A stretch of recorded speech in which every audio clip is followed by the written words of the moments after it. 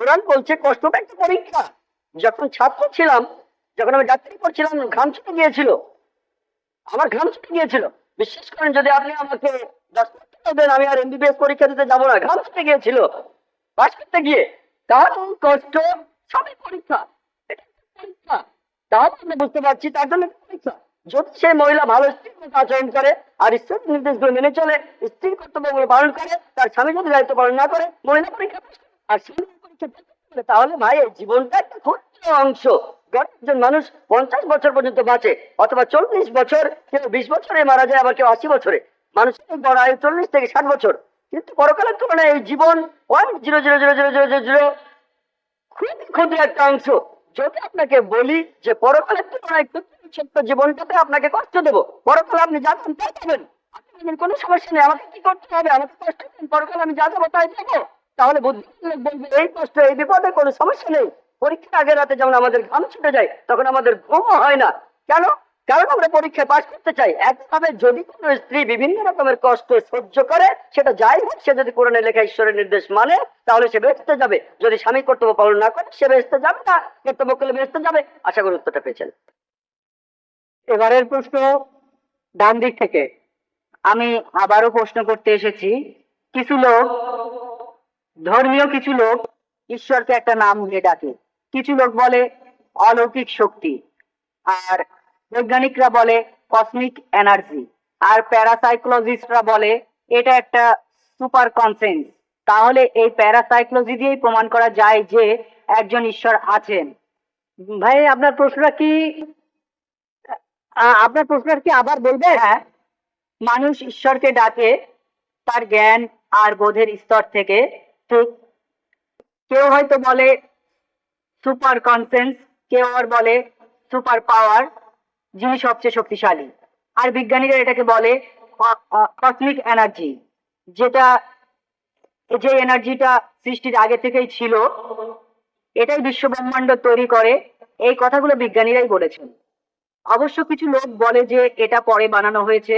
এই ধর্মটা বানিয়েছিলেন রোমান সম্রাট কনস্ট্যান্টাইন। সেটা ছিল 325 সালে নাইসিয়া কনফারেন্সে। সেখানে এটা বানানো হয়েছিল, আর সেখানে বলা হয়েছিল ঈশ্বর সপ্তম দিন বিশ্রাম নিলেন। আমি সেই ধর্মের নামটা বলতে চাচ্ছি না। এখন সেই কসমিক এনার্জি যদি বিশ্রাম নেয়, তাহলে অল্প সময়ের মধ্যেই বিশ্বজগৎ ধ্বংস হয়ে যাবে। আর আমার প্রশ্ন হলো, এই কসমিক এনার্জি সৃষ্টির আগে কি অবস্থায় ছিল, আর মানুষ জাতি ধ্বংস হয়ে গেলে তখন এই কসমিক এনার্জি কি করবে? ভাই তখন এই পৃথিবীর কি অবস্থা হবে? ধন্যবাদ। ভাই আপনি প্রশ্ন করলেন, কিছু লোক বলে সুপার কনসেন্স, কেউ বলে সুপার পাওয়ার, কিছু লোক বলে কসমিক এনার্জি। ভাই আপনি যে নামে ডাকেন সঠিক নাম হতে হবে, ভুল নাম হলে আমরা এটা মানবো না। কিছু লোক সঠিক নামে ডাকে, সুপার পাওয়ার, সমস্যা নেই, সুপার বিং, সমস্যা নেই। কিছু সঠিক নাম হতে পারে, কিছু ভুল নামও হতে পারে। একটা নাম আপনি বললেন যে বিজ্ঞানীরা বলেন কসমিক এনার্জি, আরেকটা ধর্ম বলে যে ঈশ্বর সপ্তম দিনে বিশ্রাম নিলেন। আপনি এখানে বাইবেলের কথা বলছেন, বুক অফ জেনেসিস 2য় অধ্যায় 2য় অনুচ্ছেদ, সৃষ্টিকর্তা বিশ্রাম নিলেন সপ্তম দিনে। যদি কসমিক এনার্জি বিশ্রাম নেয়, সব ধ্বংস হয়ে যাবে, আমি একমত। তাহলে এই ধর্মগ্রন্থ আমরা মানি না। আর ঈশ্বরকে কসমিক এনার্জি বলে ডাকাটাও আমরা মানি না। ঈশ্বর এই বিশ্বজগতের সব এনার্জির সৃষ্টিকর্তা। তিনি কসমিক এনার্জি নন, তার চেয়ে অনেক বড়। তিনি সবকিছু সৃষ্টি করেছেন, আর সবকিছু তার উপর নির্ভরশীল। তাহলে যে ধর্মগ্রন্থে বলা হচ্ছে ঈশ্বর বিশ্রাম নিলেন, আমরা সেটা মানি না।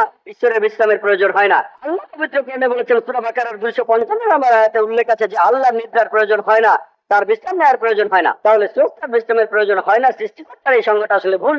সঠিক সংজ্ঞাটা যদি আপনারা কোরআন পড়েন, আল্লাহর বিশ্রামের প্রয়োজন নেই। আর আপনি যে নামেই ডাকুন, সেটা সঠিক নাম হলে কোনো আপত্তি নেই। যদি ভুল নামে ডাকেন, তাহলে আপত্তি আছে। আজকে বিজ্ঞানীরা ঈশ্বরকে বাতিল করছেন না, ঈশ্বরের প্রচলিত ধারণাকে বাতিল করছেন। আশা করি উত্তরটা পেয়েছেন। অমুসলিম ভাই বোনদের অনুরোধ করছি মাইকের সামনে আসতে, যাতে আমরা আপনাদের দেখতে পারি আর প্রশ্ন করার সুযোগ দিতে পারি। আমার নাম কালিম সুলিভান। আর ডক্টর জাকির নায়েক বললেন যে শেষ নবী হলেন, শেষ নবী হলেন নবী মোহাম্মদ। আর আমার বন্ধুরা আমাকে বলেছে যে যীশু খ্রিস্ট আবার আসবে। এই কথাটা কি সত্যি?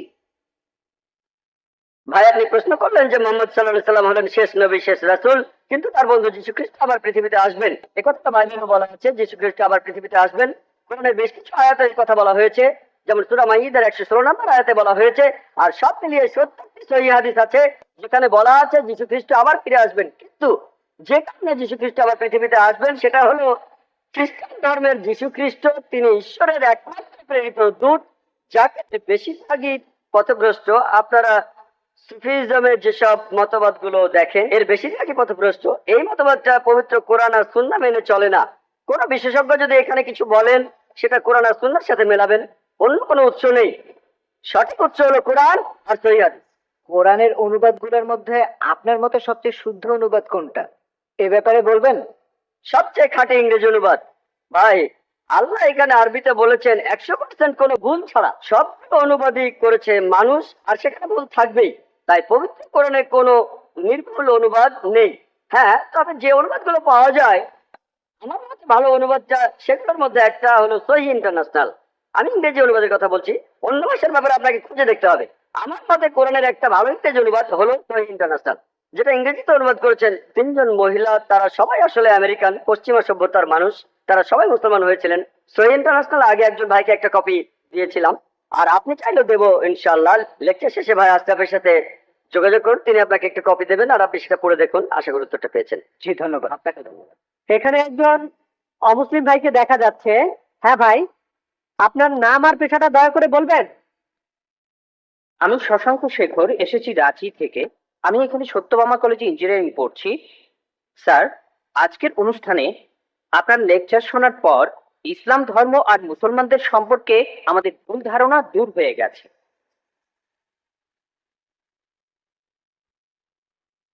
স্যার, আমি জম্মু আর কাশ্মীরে গিয়েছি, সেখানকার ভীতিকর অবস্থা দেখেছি। মানুষ সেখানে কষ্টে আছে মুসলমানদের সেই তথাকথিত জিহাদের কারণে। স্যার, আমার প্রশ্নটা হলো, ইসলাম কি এইসব কাজের অনুমতি দেয়? যদি না দেয় তাহলে এই জিহাদ শব্দটার অর্থ আসলে কি? কারণ পবিত্র কোরআনেই সূরা আরাফের 56 নম্বর আয়াতে বলা হয়েছে তোমরা বিপর্যয় ঘটিও না, অথবা সূরা 40 নম্বর আয়াতে বলা হয়েছে যে প্রতিশোধ নেয়ার চাইতে ক্ষমা করা উত্তম, অথবা সূরা মাইদার 32 নম্বর আয়াতে বলা হয়েছে যে যদি কেউ কাউকে হত্যা করে সে মানব জাতিকেই হত্যা করলো। স্যার, একই বিষয় নিয়ে আমার আরো প্রশ্ন আছে। সেটা হলো, ইসলাম ধর্মে কোন জিনিসটাকে আমরা বেশি গুরুত্ব দেব, ধর্ম বা মাযহাব, নাকি আমাদের দেশ, মাদারল্যান্ড, মাতৃভূমি বা কওম? অনেক ধন্যবাদ। ভাই আপনি খুব সুন্দর একটা প্রশ্ন করেছেন। প্রথম প্রশ্নটা হচ্ছে ইসলাম ধর্মে জিহাদ নেই। প্রশ্ন করলেন যে কেন মানুষ যুদ্ধ করছে কাশ্মীরে, যা হচ্ছে জিহাদ, এটাকে ইসলাম কি অনুমতি দেয়? জিহাদ শব্দের অর্থ কি? এটা কি কোরআনে সূরা মাইদার 32 নম্বর আয়াতের বিরুদ্ধে যায় না? ভাই এই জিহাদ সম্পর্কে বলি, এ ব্যাপারে ভুল ধারণা শুধু অমুসলিমদের মধ্যে নেই, মুসলমানদের মধ্যেও রয়েছে।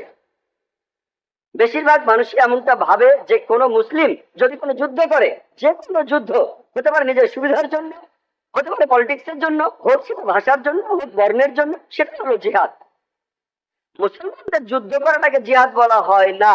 জিহাদ শব্দটা এসেছে আরবি শব্দ জাহাদা থেকে, তার মানে চেষ্টা করা, তার মানে পরিশ্রম করা।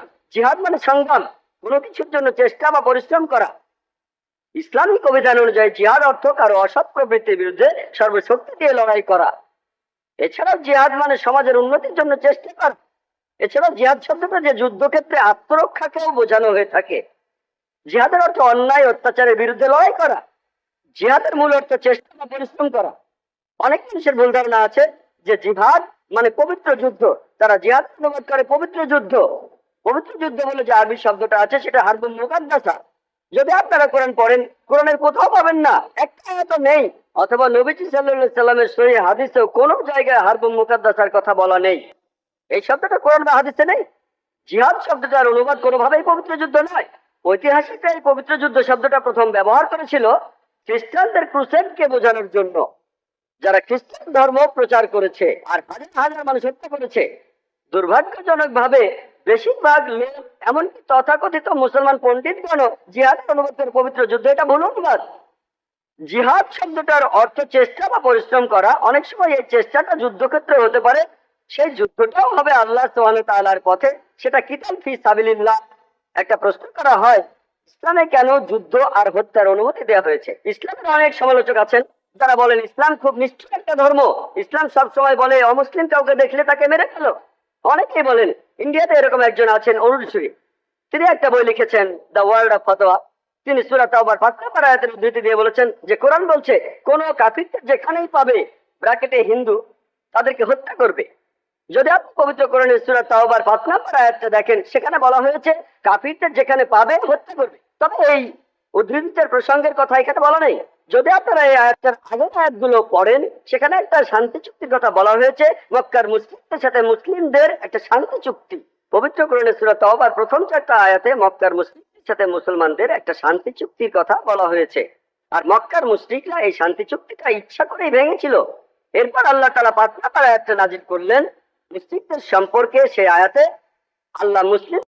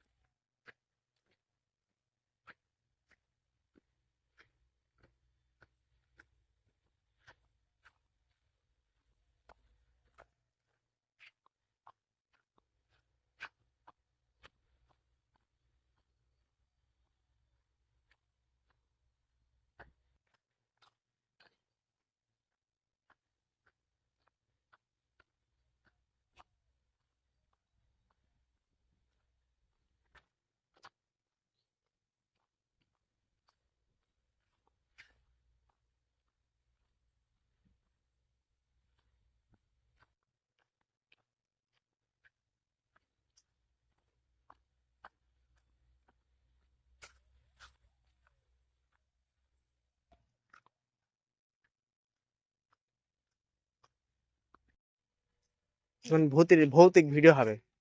না ভিডিও অনেক ভিডিও ছেড়বো, মেলা মেলা কাহিনী রয়েছে ভিডিওর মধ্যে। আমার কি শিখাবা ছোট মানুষ তুই, তো শিখানো যাবে না।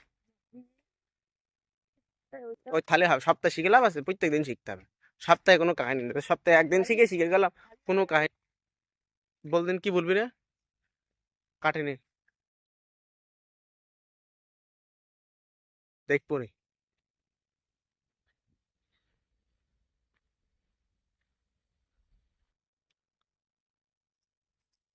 আমরা বানাই।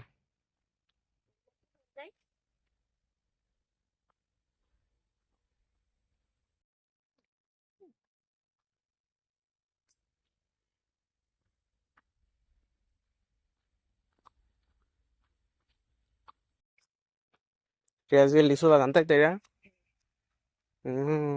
কি ভয়ঙ্কর জায়গা এখানে।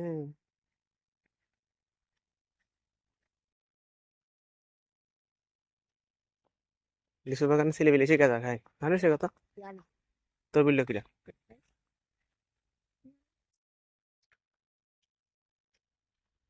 বাগান আলাই খাই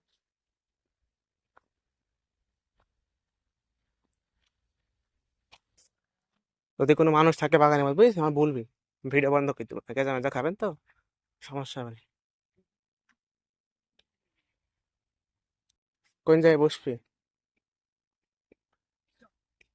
হুম,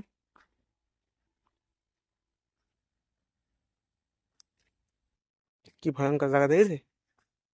লিচু বাগান।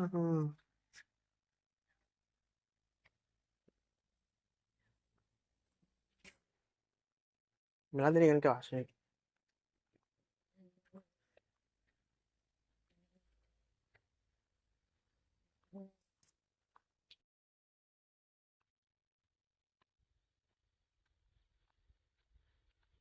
না, দায়িত্ব থাকো কেন, আমি আসছি।